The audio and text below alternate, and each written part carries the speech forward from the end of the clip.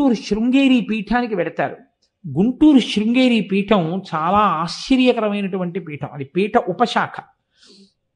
అక్కడ మీరు లోపలికి వెళ్ళగానే మీకు ముందు చిన్న గణపతి దేవాలయం కనపడుతుంది. అది దాటి ముందుకు వెడితే ఎడంచేతి పక్కన మారేడు చెట్లు కనపడతాయి. ఆ మారేడు చెట్లు ఎవరు వేశారో తెలుసా అండి? ఆ మారేడు చెట్లు కాశీలో ఉన్నటువంటి మారేడు చెట్ల గింజలు తెచ్చి ఒక పెద్ద ఆయన విసిరితే అక్కడ మారేడు చెట్లు పుట్టాయి.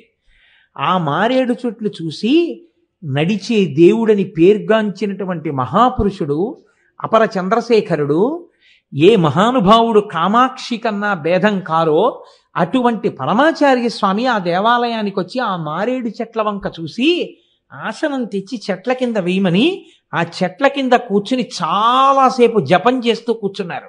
అంత పవిత్ర భూమి. ఇప్పటికీ నేను గుంటూరు ఉపన్యాసాలు చెప్పడానికి వెడితే ప్రతిరోజు ఆ చెట్ల కింద ఆసనం వేసుకుని జపం చేసుకుంటూ ఉంటాను. చాలా గొప్పగా ఉంటుంది. మీరు చక్కగా మారేడు చెట్ల కింద కాసేపు కూర్చుంటానంటే ఆసనాలు వేస్తారు. కాకినాడ వారంటే బ్రహ్మరథం పడతారు అక్కడ. కాబట్టి చక్కగా ఆసనం వేస్తారు. మీరు మారేడు చెట్ల కింద కూర్చుని స్తోత్రం చేసుకోవచ్చు, జపం చేసుకోవచ్చు. అది దాటి మీరు ప్రదక్షిణ పురస్సరంగా ఇలా కుడి చేతి పక్కకి తిరిగితే ఎడం చేతి పక్కన జంట సర్పాలు ఉంటాయి సుబ్రహ్మణ్య స్వరూపంగా. అది దాటి ఇలా కుడి చేతి పక్కకి తిరిగితే నవగ్రహ మంటపం ఉంటుంది, నవగ్రహ దేవాలయం. మీరు బాగా చూడండి, బాగా చూడండి. అన్ని చోట్ల కనపడే నవగ్రహ దేవాలయం వేరు, గుంటూరు శృంగేరి పీఠంలో ఉండేటటువంటి నవగ్రహ దేవాలయం వేరు. చాలా గొప్పగా ఉంటుంది. ఎందుకో తెలుసా అండి? ఆ దేవాలయం అలా ఉండాలని నిర్ణయం చేసిన వారు ఎవరో తెలుసా? చంద్రశేఖర పరమాచార్య. ఇప్పటికీ దానికి అంతరాలు ఉంటాయి ఆ నవగ్రహ దేవాలయానికి. అందులో మధ్యాంతరంలోకి వెళ్ళాలి అంటే మాత్రం పట్టుబట్ట కట్టుకుని పైన చొక్కా బనీను లేకుండా ఉత్తరీయం వేసుకున్న వాళ్ళని తప్ప లోపలికి పంపించరు. ప్రతిరోజు నవగ్రహాలకి అభిషేకం చేసి నవగ్రహాలకి నివేదనలు చేస్తారు. మీరు చాలా జాగ్రత్తగా గమనించండి. 9 మూర్తులకి కూడా పైన 9 శిఖరాలు ఉంటాయి. 9 శిఖరాల మీద నవగ్రహాల యొక్క గుర్తులు ఉంటాయి. నవగ్రహాలకి బట్టలు కట్టి ఉంటాయి. నవగ్రహాలకి ప్రదక్షిణం చేయడానికి వీలుగా ఉంటుంది. అది దాటి మీరు ముందుకొచ్చి కుడి చేతి పక్కకి తిరిగితే శివాలయంలోకి వెడతారు. ఎదురుగుండా తేనె రంగులో ఉన్నటువంటి ఒక శివలింగం ఉంటుంది. అది శ్రీశైలంలో దొరికింది ఒకరికి. దాన్ని పట్టుకొచ్చి ప్రతిష్ఠ చేశారు. ఆ శ్రీశైలంలో తనంత తాను లభ్యమైనటువంటి ఈశ్వరుడైన ఆ శివలింగానికి అటు ఇటు గంగాదేవి పార్వతీదేవి ఉంటారు. చాలా గమ్మత్తు ఏమిటో తెలుసా అండి? ఆ గుళ్ళో పార్వతీదేవి గంగాదేవి నిలబడి ఉంటారు. ఇద్దరి యొక్క పాదములకు మంజీరములు కనపడుతుంటాయి. మంజీరములతో కూడినటువంటి పసుపు రాసిన శ్రీపాదములు మీకు దర్శనం అవుతాయి. చక్కగా అక్కడ దర్శనం చేసుకుని మీరు బయటికి వచ్చి ఎడం పక్కకి తిరిగితే సుబ్రహ్మణ్యేశ్వర స్వామి వారి దేవాలయం ఉంటుంది.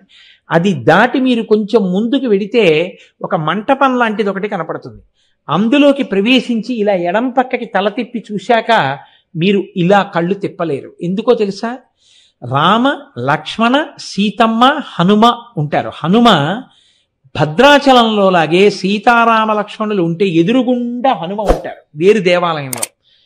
4 మూర్తులలో 3 మూర్తులు స్వర్ణ కవచాలు కట్టుకుని స్వర్ణాభరణములతో స్వర్ణ కిరీటాలతో ఉంటారు. అసలు అక్కడ రామచంద్రమూర్తి, సీతమ్మ స్వర్ణాభరణములతో, ఆ తల్లి బంగారు చీర కట్టుకుని ఆయన స్వర్ణాభరణాలు వేసుకుని స్వర్ణధనస్సు పట్టుకుని నిలబడితే చూడాలి. నిజంగా రామచంద్రమూర్తి నిలబడితే ఎలా ఉంటుందో చూడాలని మీరు అనుకుంటే చూడాలి. అక్కడ అలా ఉంటాడు స్వర్ణ కవచం కట్టుకుని. అటువంటి మహానుభావుడు ఎదురుగుండా హనుమ ఉంటారు. ఏమి తేజో విరాజితుడు! ఆయన స్వర్ణ కవచం కట్టుకుని ఉంటారు. మహానుభావుడు తులసీదాస్ గారు వర్ణిస్తారు. స్వర్ణ శైలాభదేహం అంటారు. బంగారు రంగు శరీరం ఎలా ఉంటుందో అటువంటి బంగారు కవచం కట్టుకుని ఉంటారు. కాకినాడ వారందరూ వస్తున్నారు అంటే హరిప్రసాద్ గారు ప్రత్యేకంగా ఈ అలంకారాలన్నీ చేయిస్తారు పీఠం అంతటా, అందరూ చూస్తారని.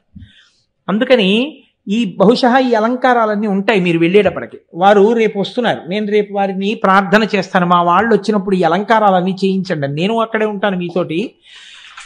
ఈ అలంకారాలన్నీ చేస్తారు. చక్కగా ఆ రామ లక్ష్మణ సీతమ్మల్ని ఎదురుగుండా ఉన్న హనుమని దర్శనం చేసుకుని బయటికి వెడితే మళ్ళీ ఇంకొక మంటపం ఉంటుంది.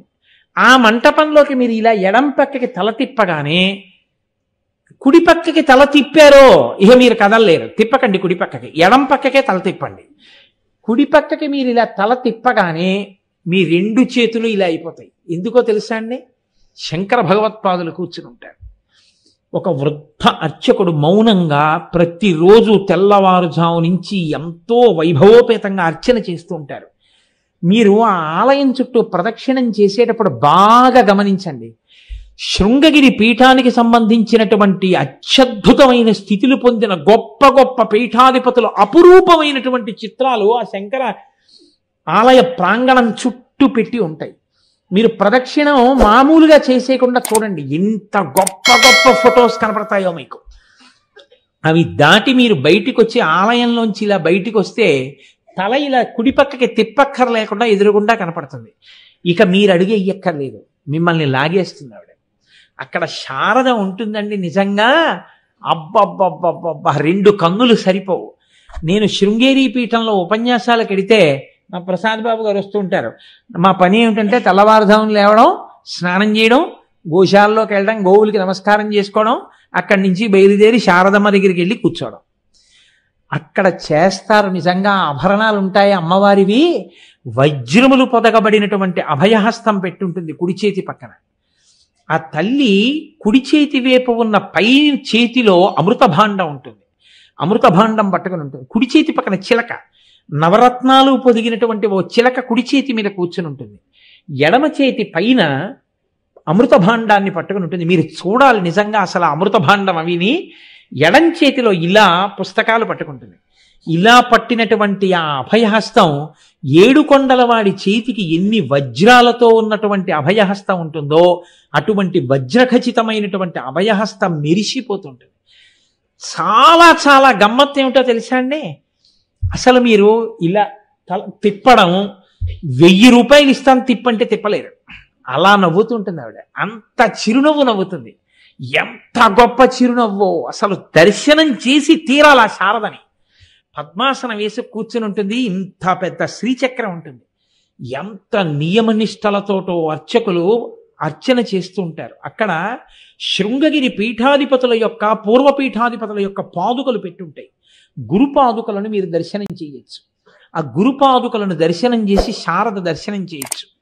నాకు అందిన సమాచారం మేరకు నేనేమి విన్నానంటే, కాకినాడ నుంచి వెడుతున్నటువంటి వాళ్ళల్లో సువాసినులందరికీ కూడా ప్రత్యేకంగా కుంకుమార్చనకి కూర్చోపెడుతున్నారు. కూర్చోపెట్టి ప్రత్యేకంగా కుంకుమార్చన చేయించి దర్శనం ఇస్తున్నారు. అందున మాఘమాసంలో ఉత్తరాయణ పుణ్యకాలంలో భీష్మ ఏకాదశి దాటగానే అత్యద్భుతమైనటువంటి పౌర్ణమి తిథి దగ్గర పడిన తర్వాత, లేదా పౌర్ణమి దాటుతుంది, చండీ హోమానికి పూర్ణాహుతి జరుగుతుంది. కలవు చండీ అని పేరు. పూర్ణాహుతి చూస్తే హోమం చేయడంతో సమానం.